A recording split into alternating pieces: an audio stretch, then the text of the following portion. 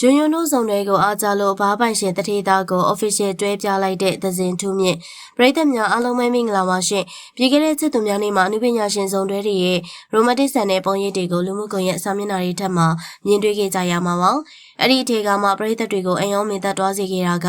နိုင်ငံကျော်လာသလူရှင်တော်ကြီးဦးခင်လိုင်ရဲ့သမီးကျော်လေးသဇင်ထူးမြင့်တယောက်သူမရဲ့ချစ်သူကိုတရားဝင် official ချပြလိုက်တဲ့ကိစ္စပဲဖြစ်ပါတယ်အရင်ကကောလာဟလာတွေခံမှန်းချက်တွေနဲ့သာရှိနေခဲ့တဲ့သူမရဲ့အခြေရေးကအခုတော့ရန်ကုန်မြို့ရဲ့နိုင်လိုက်လောကမှာနံပါတ်1လို့ပြောလို့ရတယ်။နာမည်ကျော် Diviva Room ဘားရဲ့ပိုင်ရှင်တထေသားကိုကောင်းပြေးစုံတဲ့ချစ်သူတွေဖြစ်နေကြပြီဆိုတာကိုရဲရဲဝံ့ဝံ့အဖွင့်ဟပြသလိုက်ပြီးဖြစ်ပါတယ်။ဒါပေမဲ့ဒီလိုမျိုးတရားဝင်ချပြလိုက်တဲ့အချိန်မှာပရိသတ်တွေက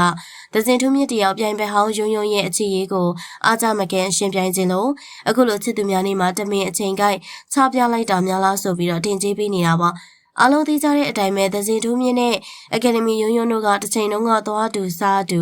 အင်မတန်ချစ်ကြတဲ့ဘတ်စတီးတငယ်ချင်းတွေပဲဖြစ်ပါတယ်။ဒါပေမဲ့လည်းတရုတ်ဆောင်စီသူဝင်းနဲ့ပတ်သက်တဲ့အခြေအပြဿနာတွေကြောင့်သူတို့နှစ်ယောက်ရဲ့ခင်မင်မှုဟာအကွဲခဲ့ရပြီးတော့အခေါ်ပြောမလုပ်ကြတော့တဲ့ဒီအခြေအနေတွေပြောင်းလဲသွားခဲ့ပါတယ်။လက်တလုံးမှာတော့အကယ်ဒမီယုံကမန္တလေးမြို့ကအလွန်ချမ်းသာကြွယ်ဝတဲ့ကြောင်မြတ်ရတနာတထေးကြီးကိုတန်းစင်နဲ့ချစ်သူတွေဖြစ်နေတာအတော်လေးကြာနေပြီဖြစ်တယ်လို့သူတို့စုံတွေရဲ့ကျင်းနူးစရာပုံရိပ်တွေကလည်းပရိသတ်တွေကြားမှာအမြဲလိုရေပန်းစားနေရပါ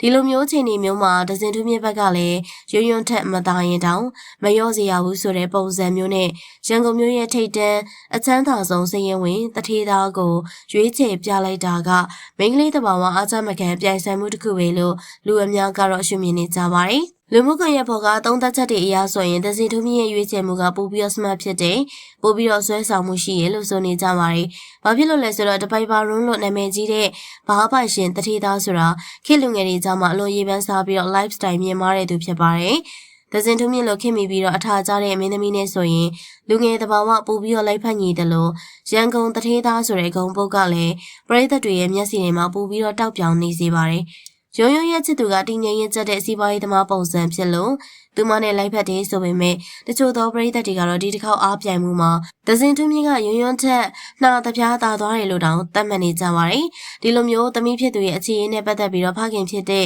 ဦးခင်လိုင်ကတော့အင်မတန်မှသဘောထားကြီးတဲ့မိဘတစ်ပါးဖြစ်နေရည်တည်နေပါတယ်သမီးဖြစ်သူတထေးနဲ့ပဲကြိုက်ကြိုက်စင်းရဲသားနဲ့ပဲကြိုက်ကြိုက်ဝင်ရောက်ဆွတ်ဖက်မှာမဟုတ်ဘူးသမီးလေးရွေးချယ်မှုမှန်ကန်ပါစေလို့ပဲဆုတောင်းပေးပါတယ်ဆိုပြီးတော့ပြောကြားထားခဲ့တာပါမိသားစုရဲ့နှွေးထွေးတဲ့ထောက်ခံမှုတွေကိုရရှိထားတာကြောင့်ဒဇင်ထူးမြင့်တို့ဇုံတွေလေးရဲ့ရှေ့ဆက်မဲ့ခရီးလန်းကအတော်လေးကိုတာယာဖြောင်ဖြူးနေမှာအသေးချပါတချိန်ကရင်းနှီးခဲ့ကြတဲ့တငယ်ချင်းနှစ်ဦးကအခုချိန်မှာတော့အနုပညာလမ်းကြောင်းမှာရောအခြေရေးမှာပါအပြိုင်ဆိုင်အောင်မြင်နေကြပြီဖြစ်ပါတယ်တထေးကိုကြီးနဲ့ကန်ကောင်းနေကြတဲ့ဒီမင်းသမီးနှစ်လမ်းရဲ့ဇလန်းကပရိသတ်တွေတော်အမြဲတမ်းစိတ်ဝင်စားစရာကောင်းနေအောင်ပါကဲဒီဗီဒီယိုလေးကိုကြည့်ရှုနေတဲ့ချစ်ပရိသတ်တွေနေနဲ့ဒဇင်ထူးမြင့်နဲ့ယုံသူတို့နှစ်ယောက်တည်းက